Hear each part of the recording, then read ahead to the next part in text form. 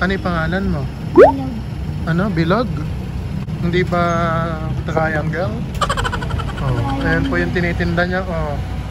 Merong pampalaya, tapos merong talong. Oh. Magkano yung talong? 40. Ha? 40. 40. Eh yung ampalaya magkano? 40. 40 din. Eh di same lang. Ano to, 1 kilo to? Kalahati. Kalahating kilo. Ito, parang 1 kilo ah. 1 kilo yata ito.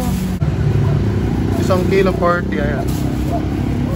Pero alam ko mahal yung kilo ng talong ngayon eh.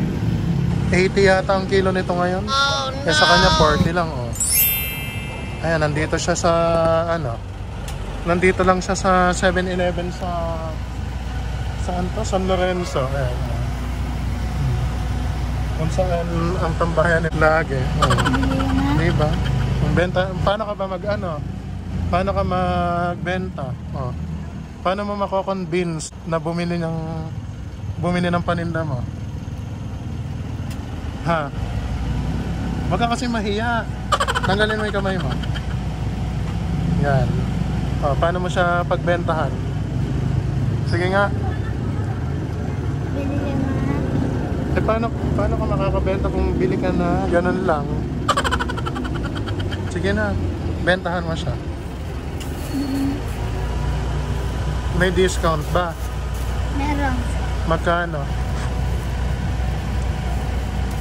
3,100. Ay, 3,100 ano? Nakatipid ka ng magkano? 4, 8, 12. Ng 20 pesos. Oh. 3,100 daw. Nakatipid ng 20 pesos ano? Bibilin daw ng vlogger. Wala eh, hindi ako... May gulay kasi kami. Kung wala lang eh. Bibilin ko yan eh. Ay, may patola rin. Oh. Vlogger ka ba? Yung patola, magkano yung patola? Bibili na kami ng vlogger. Ano? 50? 30. Ay, 30. Ano ba yan? Fresh?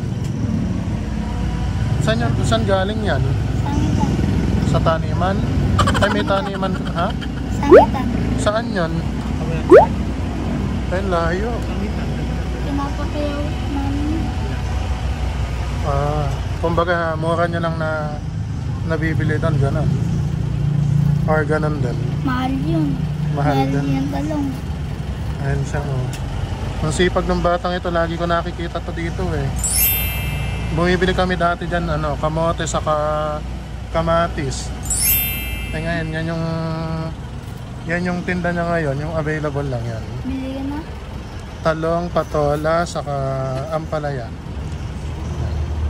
Ang sipag ng bata. Ilang taon ka na ba? 12. Ha? 12. 12 ka na? So yan guys, hanggang dito na lang po yung video. Ano ka na? Bye bye na.